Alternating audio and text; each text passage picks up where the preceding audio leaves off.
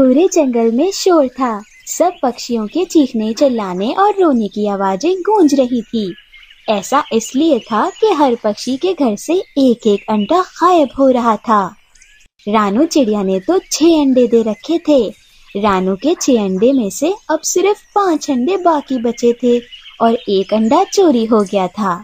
रानू, ना जाने ये जालिम कौन है जो हमारे सब पक्षियों के अंडे चुरा रहा है। मेरा अंडा, मेरा मासूम अंडा। अब तो उस अंडे में से बच्चा बाहर आने में सिर्फ 3 ही दिन रह गए थे। ऐसा ना हो मानो जी, हमारे बाकी अंडे भी इसी तरह एक एक करके चोरी हो जाएं। हमें कोई ना कोई हल निकालना होगा। और फिर ऐसे ही सब पक्षी जंगल में बड़े पेड़ के पास इकट्ठा होते हैं। मुझे लगता है कोई भूतिया पक्षी ऐसा कर रहा है, क्योंकि हम सब पक्षियों के अंडे चोरी हुए हैं तो किसी पर भी शक नहीं कर सकते। कबूतर की बातें सुनकर सभी पक्षियों को लगता है कि कोई भूतिया पक्षी ऐसा कर रहा है, परंतु इस सब के पीछे तो कोई भूतिया पक्षी था ही नहीं।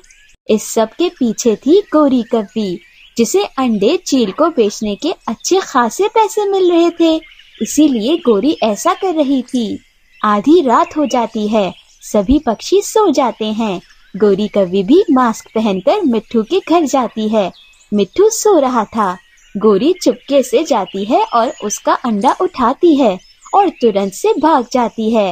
वे चील के अड्डे पर जाती है और चील को वो अंडा दे देती है। बहुत बहुत मजेदार, बहुत बहुत मजेदार। धन्यवाद कव्वी, तुम बहुत अच्छी हो। ये लो तुम्हारा मुनाफा। चील दीदी, अब हम ऐसे ही काम करते रहेंगे, साथ मिलकर, और किसी को हम पर शक भी ना होगा। फिर गोरी कव्वी चील से पैसे ले लेती है और खुशी खुशी वहाँ से चली जाती है। अगले दिन मिट्ठू तोते के रोने की आवाज पूरे जंगल में आ रही थी। हाय मेरा अंडा, मेरा अंडा, हाय मेरा अंडा, कोई चुरा ले गया। हम बर्बाद हो गए। ऊपर वाले ने हमें सदियों बाद अंडा दिया था और हमारी खुशियाँ कोई छीन कर ले गया।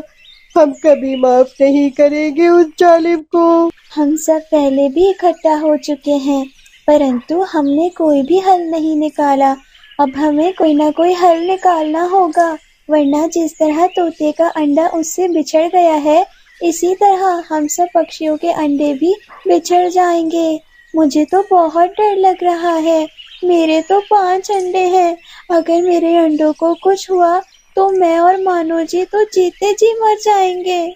मैंने सोच लिया है कि अब हम क्या करेंगे। पक्षियों, मैं आप सबको एक योजना बताता हूँ। कबूतर सब पक्षियों को योजना बताता है। आधी रात को गोरी कव्वी चिड़िया के घर जाती है। चिड़िया सोई हुई थी और गोरी चिड़िया के 2 अंडे अपने पंजों में पकड़ती है और वहाँ से निकल पड़ती है। वे कव्वी जा ही रही थी कि रास्ते में जंगल के बीचों बीच वो एक जाल में फंस जाती है। बचाओ बचाओ, कोई मुझे बचाओ, मैं यहाँ कहाँ फंस गई, हाय रे। गोरी के चिल्लाने की आवाजें सुनकर कबूतर और मिट्ठू भी बाहर आ जाते हैं। वे सब पक्षियों को बुलाकर लाते हैं और चिड़िया के अंडे चिड़िया को वापस करते हैं। पक्षियों, मुझे माफ कर दो, मैं चील के साथ मिलकर ऐसा कर रही थी, परंतु मुझे एहसास हो गया था कि मैं गलत कर रही थी। प्लीज मुझे जाने दो।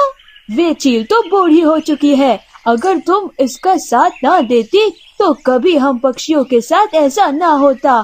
तुम बहुत बुरी हो। कुछ पैसों की खातिर तुमने हम पक्षियों के साथ इतना बुरा किया।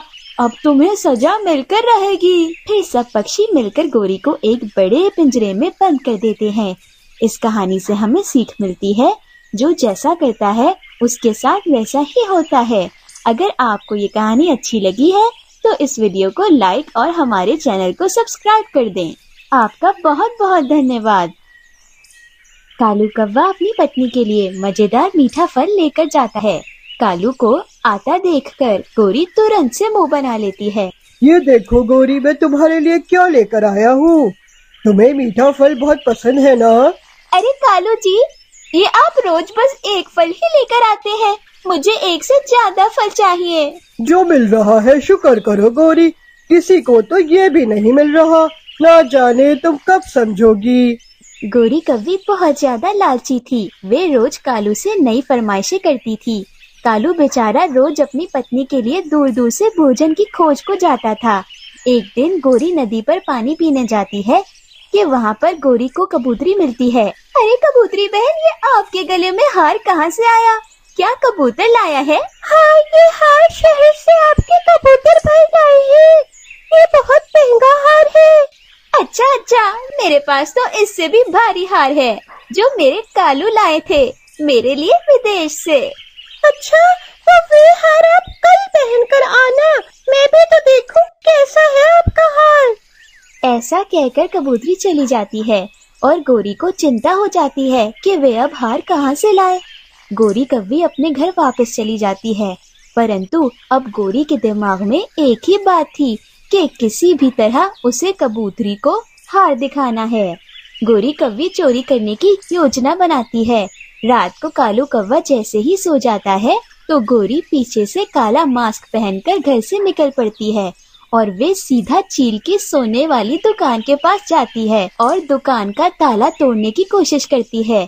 वे अभी ताला तोड़ने की कोशिश ही कर रही थी कि उसे रात में चक्कर लगाने वाला पुलिस सिपाही देख लेता है। वे गोरी कव्वी को पकड़ लेता है। छोड़ दे मुझे, छोड़ दे, मैंने कुछ नहीं किया, मैं चोरी नहीं कर रही। चुप कर जाओ, तुम चोरी ही कर रही थी। हमने तुम्हें पकड़ लिया है, अब तुम सीधा जेल जाओगी।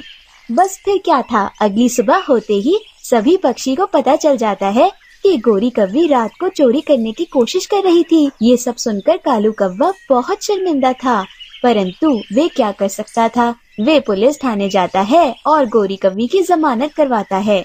इतने में चील गोरी कव्वी से कहती है, गोरी, तुमने मेरे सामान की चोरी करके अच्छा नहीं किया, देख लूंगी मैं तुम्हें।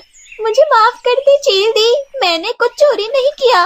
मैं सिर्फ आपकी दुकान के पास ही गई थी कि मुझे पुलिस ने पकड़ लिया। मैं अब से ऐसा कभी नहीं करूँगी।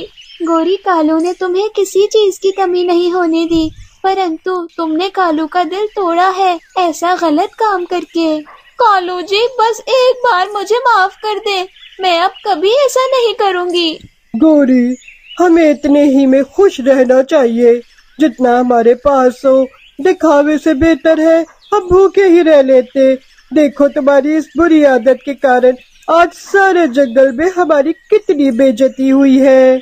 दोस्तों, आपको हमारी कहानी कैसी लगी हमें कमेंट में जरूर बताइएगा।